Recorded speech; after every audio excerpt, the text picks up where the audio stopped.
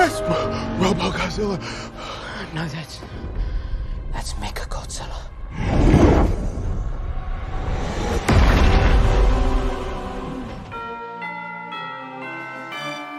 I'm Luke Summerhays, and I love Iron Thorns.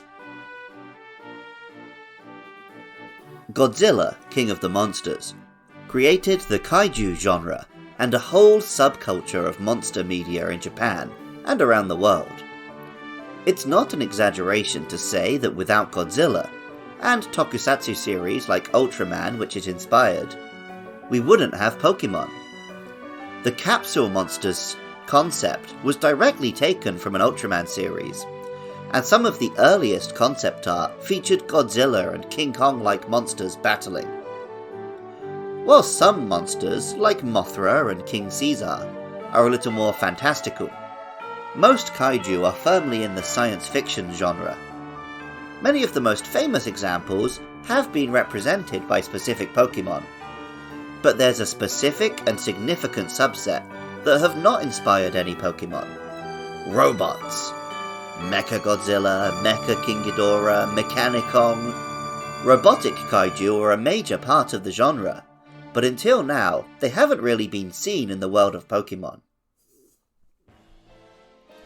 One of the Pokemon most often pointed to when talking about Godzilla tributes is Tyranitar. In the 8th generation, we saw Duraludon emerge as a nemesis, and some people made the Mechagodzilla comparison, though I think it more accurately represents a skyscraper that Godzilla might smash. In Pokemon Violet's Area 0, though, there are Paradox Pokemon from the future, and Tyranitar gets a true Mechagodzilla, Iron Thorns. Iron Thorns is a rock and electric type, which very strongly resembles a robotic Tyranitar. It isn't actually the first robotic Tyranitar we've seen in the games, as the musical feature in Unova lets Pokemon act in a little movie about an actual robot Tyranitar. Pokemon Violet says, "Some of its notable features match those of an object named within a certain expedition journal as Iron Thorns." And Pokemon Scarlet tells us, "It has some similarities to a Pokemon introduced in a dubious magazine as a Tyranitar from 1 billion years into the future." Of course, we can read this ridiculous magazine. Enigmas of Paldea, file number 6. Iron Thorns, a Tyranitar from the distant future.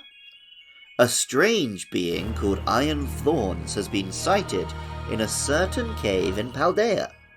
This being bears a strong resemblance to Tyranitar, but it apparently displays great cool-headedness, and prefers to avoid unnecessary fights. It appears to be highly intelligent, and clad in metallic armour, causing some to speculate that it may be a Tyranitar as it would appear 1 billion years from now. Its name comes from a similarly described entity that appears in the Violet book. Tyranitar has long been a behemoth of the competitive game, using and abusing sandstorms to tear through opponents in the video games, or to dominate gyms in Pokemon Go. Iron Thorns is faster, but this doesn't make up for weaker defenses, a less effective ability, and a heavier weakness to ground-type moves. I think this is appropriate in its own way. Godzilla always beats Mechagodzilla eventually, and I'm glad Tyranitar can smash Iron Thorns. The power of nature and Mother Earth will always beat what humans can build. One generation learned that from kaiju films, and they passed that message to the next generation through Pokemon. Unfortunately, the Earth is still suffering from the decisions of the baby boomers who came before either of those two generations. Music for Luke Loves Pokemon is composed by Jonathan Cromie. Artwork for the show is by Katie Groves. Writing, producing, and editing is by me, Luke Summerhays, while funding is provided by lovely listeners at patreon.com/podcastiopodcastius. Next up, more Godzilla talk with Frigibax, then Gimmighoul. So if you have thoughts about those or any other monsters, hit me up with a DM or an email to lukelovespkmn@gmail.com. If you like this podcast, please come and rate and review wherever you're listening, or tell a friend. If you want to hear more Pokemon chatter from me, come by twitch.tv/LukeLovesPKMN, most Saturday nights from 9pm UK time. And even if you don't feel like doing any of that, thank you so much just for listening. I love Iron Thorns.